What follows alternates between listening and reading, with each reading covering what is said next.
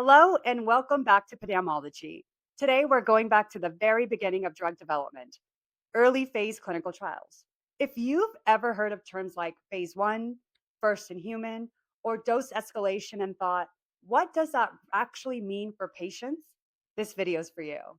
Think of this as clinical trials 101, but from an oncology research lens. By the end of this video, you'll understand what early phase trials are, why they exist, who participates in them, and why they're critical to every cancer therapy we use today. Before a drug ever reaches patients, it starts in the lab. Once it shows promise in preclinical testing, meaning cells and animal models, it can move into human trials. Clinical trials are generally divided into phases one, two, and three. Today, we're focusing on early phase trials, which include phase 0, phase 1, and phase 1b. These trials answer one big question: is this drug safe enough to keep studying? Not does it cure cancer? Not is it better than standard therapy? Just can we move forward safely? So let's start with phase 0. Phase 0 trials are sometimes called exploratory trials. They involve very small number of patients, extremely low doses of the study drug, and short exposure periods. The goal here is not treatment. The goal here is to understand how the drug behaves in the human body, whether it hits its intended target, and whether the biology matches what we saw in the lab.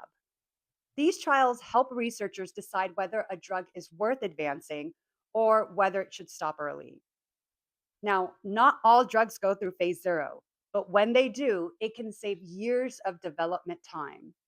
Now let's talk about phase 1 trials, the most misunderstood phase of all. Phase 1 trials are usually first in human, small, often 20 to 80 patients, and conducted at specialized research centers.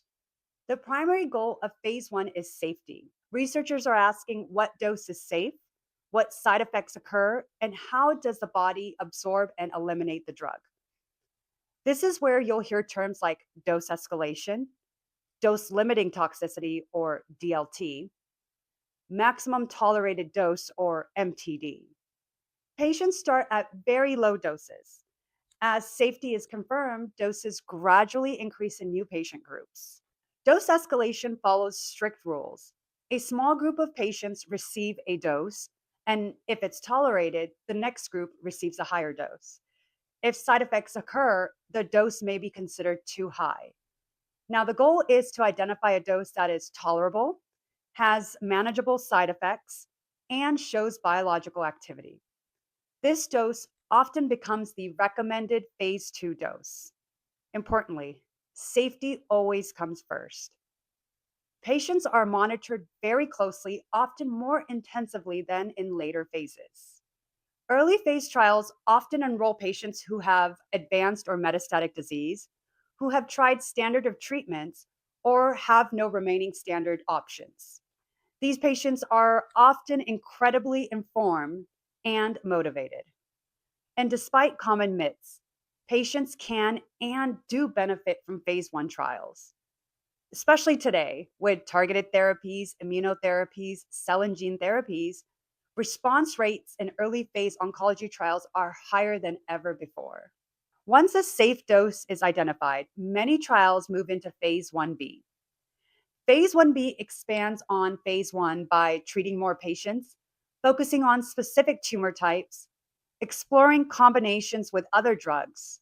Safety is still monitored, but researchers also begin looking more closely at early signs of efficacy, biomarkers, and which patients may benefit the most.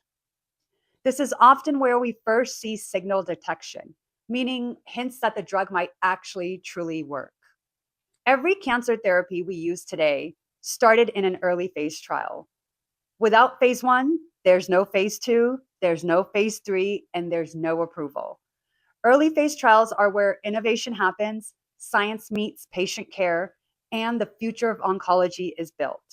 They are careful, methodical, and deeply patient centered, even when the goal isn't cure yet. Let's clear up a few myths. Myth 1: phase 1 trials are too risky.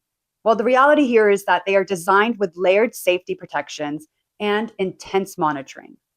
Myth 2, patients are guinea pigs. Well, ethics, informed consent, and patient safety drive every decision here. Myth 3, there's no chance of benefit. The reality here is that many patients experience disease stabilization or response, especially in modern oncology trials. Early phase trials are not the end of the road. For many patients, they are the beginning of hope. And for science, they are the foundation of progress. If you want to understand cancer research, you have to understand where it starts, and it starts here. Thank you for watching Pedamology. If you found this helpful, like the video, subscribe, and share it with someone who wants to better understand clinical trials. I'll see you next time.